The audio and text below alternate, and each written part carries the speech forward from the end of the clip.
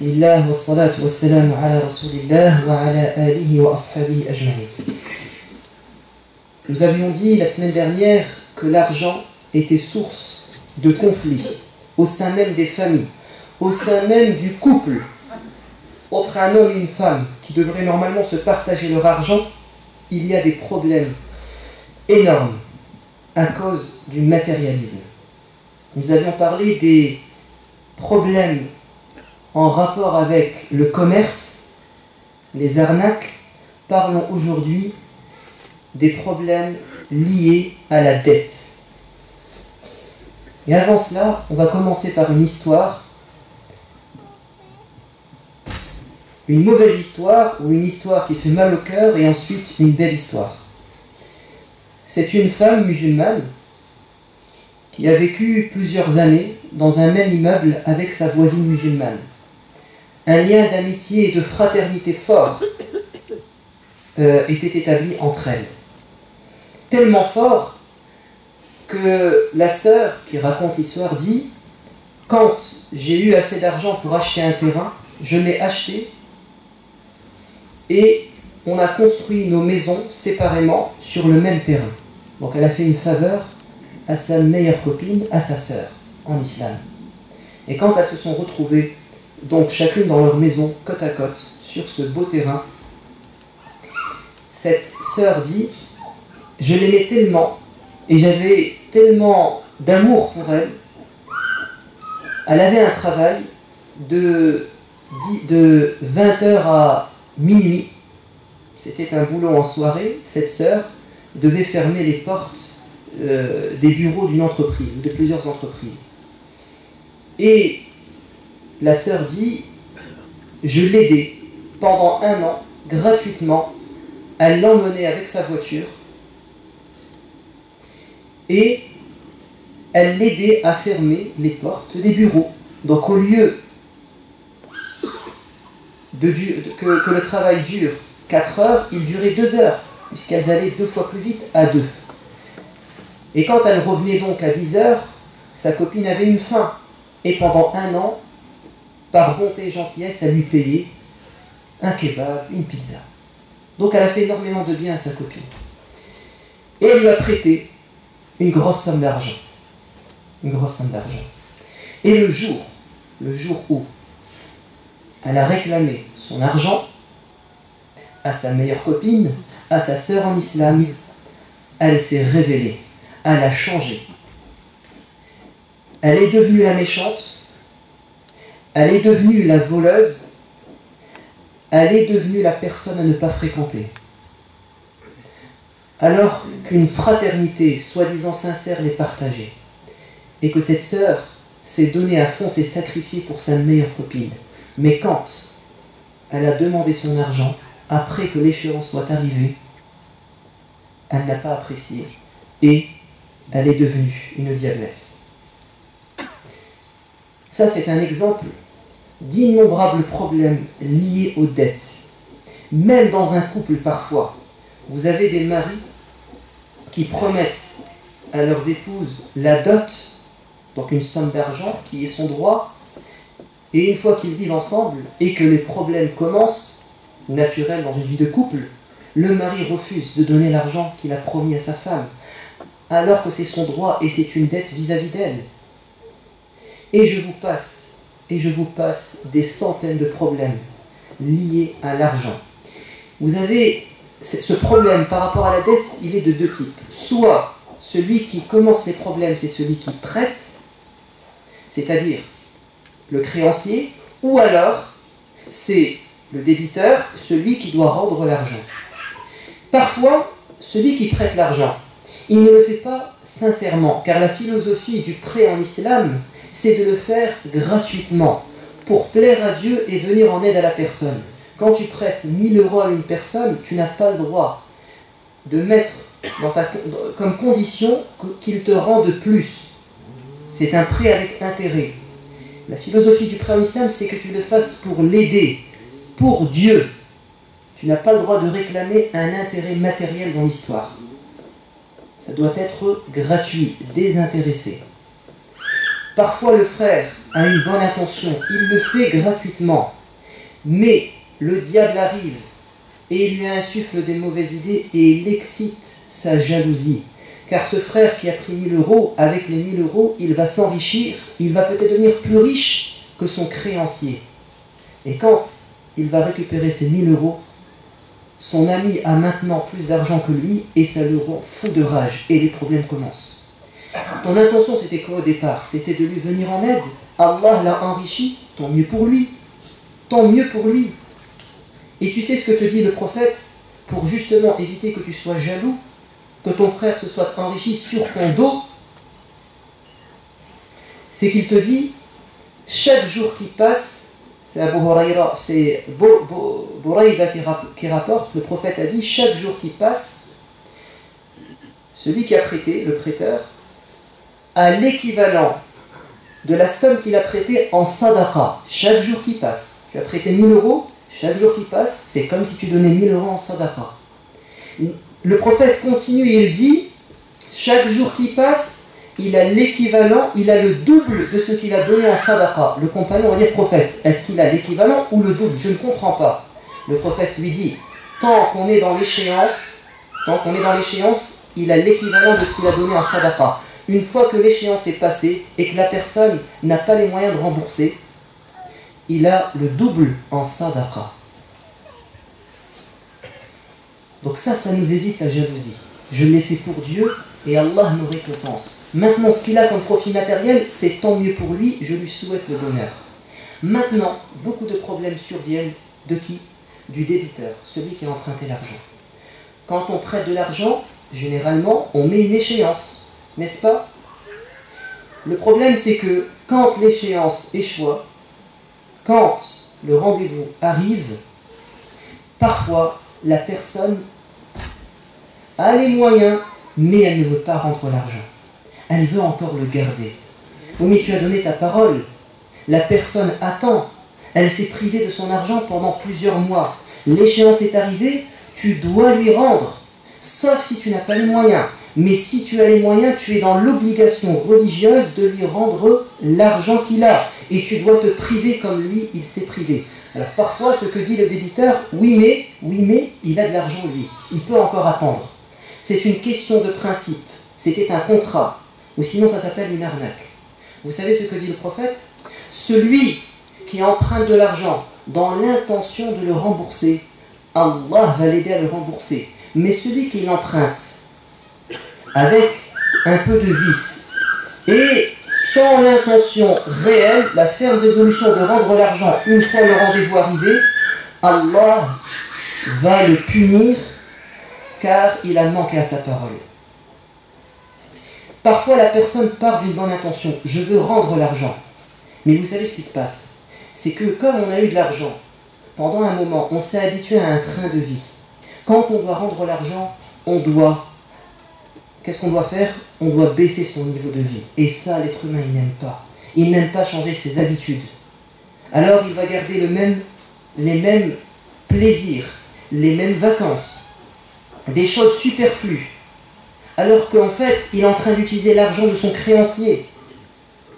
Dès que la date arrive, soit tu demandes à la personne de prolonger l'échéance, de repousser l'échéance, et s'il le veut, il le fait, s'il le veut, il le refuse, ou alors, s'il te dit j'ai besoin de mon argent, tu es obligé de te priver de vivre du minimum pour lui rendre son argent, car ce n'est pas le tien. Écoutez cette histoire que nous raconte le prophète, alayhi salatu wassalam, et j'espère qu'on sera comme ces deux hommes. Abu Huraira, c'est un hadith rapporté dans Bukhari. Abu Huraira rapporte que le prophète a raconté un jour l'histoire d'un homme qui appartenait au Banu Israël. Cet homme a emprunté 1000 dinars à un homme. Cet homme a dit à son débiteur, il lui a dit, avant de te prêter l'argent, je veux des témoins. Je veux des témoins. Qu'est-ce qu'a dit l'homme? Il a dit, Allah suffit comme témoin. Il lui a dit donc, ramène-moi un garant. Et l'homme de répondre, Allah est le meilleur des garants. Et le propriétaire de l'argent accepte. Il dit tu as raison. Tiens, prends les 1000 dinars. Et il fixe un terme. L'homme prend les 1000 dinars, il prend la mer pour commercer avec l'argent qu'il a eu. Quand il sent que la date approche, il va se mettre sur la rive et il va attendre qu'un bateau daigne bien le transporter, le prendre pour revenir au rendez-vous et rendre les 1000 dinars. Mais manque de peau, il n'y a pas de bateau. Et plus les jours passent, et plus il sent qu'il n'arrivera pas à temps. Et ça lui fait mal, parce qu'il a dit à cet homme, Allah est mon garant, Allah est le témoin. Alors vous savez ce qu'il va faire. Il va prendre un grand risque. Il va prendre les 1000 dinars. Il va creuser dans une bûche, donc du bois, il va faire un trou, il va rentrer les 1000 dinars et il va refermer hermétiquement le bois. Et il va jeter le bois dans l'eau en disant, Ya Allah, cette personne t'a choisi comme garant, t'a choisi comme témoin, ne le déçois pas. Et il jette le bois qui va flotter, donc l'argent il l'a mis dans du bois, donc ça va flotter, il le jette et il continue à chercher un navire. Il continue à chercher un navire. L'homme, de l'autre côté, se met sur le bord de la mer et il attend l'arrivée d'un bateau avec son débiteur. Mais personne n'arrive. Mais il trouve un morceau de bois et il le prend avec lui, il l'emmène chez lui et il va en faire du feu. Il prend sa scie, il coupe le bois et qu'est-ce qu'il trouve? Il trouve 1000 dinars avec une lettre. Il ouvre la lettre et cette lettre lui a été envoyée par celui qui est endetté. L'endetté, finalement, il trouve un bateau et il arrive. Et il va chez son créancier et il lui apporte 1000 dinars en lui disant, voilà l'argent que je te devais, s'il te plaît, pardonne-moi, car j'ai fourni tous les efforts possibles pour venir à temps, mais c'est des choses qui me dépassent. Tiens ton argent. Et l'homme va lui répondre, ne m'as-tu pas envoyé l'argent? L'homme va lui dire, mais je t'ai dit que je n'ai pas trouvé de bateau. Et il va lui dire, j'ai trouvé les 1000 dinars et la lettre que tu m'as envoyée dans le bois. Allah a rendu à ta place ta dette. Ce qui est très intéressant ici, et c'est ce que va dire Abu Huraira, il va dire, nous nous sommes disputés, les compagnons, qui parmi les deux personnes, le créancier ou les débiteurs, étaient les plus dignes de confiance et le plus pieux. Et c'est perturbant. Qui était le plus pieux dans l'histoire? C'est une bonne question, parce que celui qui a prêté l'argent, il a pris d'énormes risques. Pas de témoin et pas de garant. Deuxièmement, quand il a trouvé les 1000 dinars, il aurait très bien pu les cacher. Et prendre les 1000 dinars que lui a ramené son débiteur. Donc c'était quelqu'un de confiance et quelqu'un qui avait beaucoup de piété. Ce n'était pas un matérialiste. Troisièmement, cette personne aurait pu se dire, mais je t'ai prêté 1000 dinars et tu es capable de me rendre 2000 dinars. Donc il lui a rendu 1000 dinars par le bois et 1000 dinars en main propre. Vous savez ce que vient nous dire le diable? Dans ces moments, je t'ai donné 1000 dinars et tu as gagné beaucoup d'argent avec le mien, donc tu dois me rendre plus, comme on a dit tout à l'heure. Mais il n'a pas demandé d'intérêt dans l'histoire. Quant à l'autre, le débiteur, il aurait très bien pu avoir bonne conscience. Quand il n'a pas trouvé de bateau, il aurait pu rentrer chez lui et dormir sur ses deux oreilles. C'est le destin. Je voulais, mais je n'ai pas pu. Mais regardez ce qu'il a fait. Il a envoyé l'argent dans la bûche et il a continué à chercher un bateau. Donc il avait le souci de rendre l'argent, de respecter son serment et sa promesse. Attention, cette histoire elle est belle, elle est même très belle. Mais on ne doit pas être naïf et crédule. Quand on prête de l'argent à quelqu'un, l'islam nous a demandé de prendre des garanties et des précautions. Allah a réservé une page complète dans le Coran, et c'est le plus long verset du Coran qui traite de la dette. Et vous savez comment commence Dieu dans ce verset? Ya ayyuhalladhina amanu idha tadayantum bidaynin ila ajri musamman faktubuh. Lorsque vous contractez une dette à terme alors notez-la, vous devez écrire. Et juste après, vous continuez la page, Allah répète وَلَا تَسْأَمُوا أَن تَكْتُبُوهُ صَغِيرًا أَوْ كَبِيرًا إِلَى أَجَلِهِ. N'oubliez pas d'écrire la somme d'argent, qu'elle soit grande ou petite.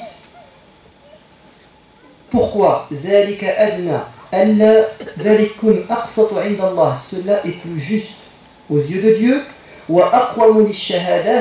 C'est un témoignage qui va faire autorité, l'écrit, la consignation par écrit. Troisièmement, وَذَلِكَ أَدْنَى أَلَّا تَرْتَابُوا. Et ça permet d'éviter tous les doutes. Est-ce que cette personne en qui tu as confiance, peut-être qu'elle va décéder, et ses enfants ne sont peut-être pas aussi pieux que lui, ils vont peut-être nier cette dette, donc il faut écrire. Et toi, si tu décèdes, comment vont savoir tes héritiers? Parce que maintenant c'est leur argent, comment ils vont savoir qu'ils ont de l'argent chez un tel? Il faut mettre par écrit. Il faut mettre par écrit ou avoir des témoins. C'est important pour éviter toute suspicion et tout problème à l'avenir. Et c'est pas parce qu'on a ça ne signifie pas qu'on a des doutes sur le frère, pas du tout. C'est quelque chose que Dieu a demandé à titre préventif. On ne sait pas ce que nous réserve l'avenir. C'est un sujet long qui mérite une autre khutbah, parce que la dette, ça concerne aussi, vous savez, le hajj ou la umrah. Quand on est endetté, est-ce qu'on peut la faire? Est-ce qu'on peut partir en vacances quand on est endetté, par exemple? Si la personne décède, mon créancier décède, et que j'ai toujours son argent, qu'est-ce que j'en fais? Et beaucoup d'autres questions liées à la dette. On continuera la fois prochaine. اللهم إنا نسألك حبك وحب نبيك واتباع سنته. اللهم أرنا الحق حقا وارزقنا اتباعه وأرنا الباطل باطلا وارزقنا اجتنابه. اللهم اغفر لنا ذنوبنا وكفر عنا سيئاتنا وتوفنا مع الأبرار. اللهم أجرنا من النار. اللهم أدخلنا الجنة. اللهم إنا نسألك مرافقة النبي في الجنة. اللهم ألف بين قلوب المسلمين. اللهم طهر قلوبنا من النفاق ومن الحسد. اللهم اجعلنا من الذين يوفون بعهدهم إذا عاهدوا. اللهم آتنا في الدنيا حسنة وفي الآخرة حسنة وقنا عذاب النار. Un frère a demandé à ce qu'on fasse des invocations pour son enfant, et d'autres personnes ont demandé qu'on fasse des invocations pour eux. اللهم إنا نسألك أن تحفظ له ولده. اللهم بارك له في ذريته. اللهم احفظ له صحته وصحة أولاده. اللهم من سألنا الدعاء ومن له حق علينا ومن له فضل علينا فإنا نسأل لهم الجنة والنجاة من النار. اللهم صل وسلم وبارك على سيدنا محمد وعلى آله وأصحابه أجمعين. سبحان ربك رب العزة عما يصفون وسلام على المرسلين والحمد لله رب العالمين وأقم الصلاة.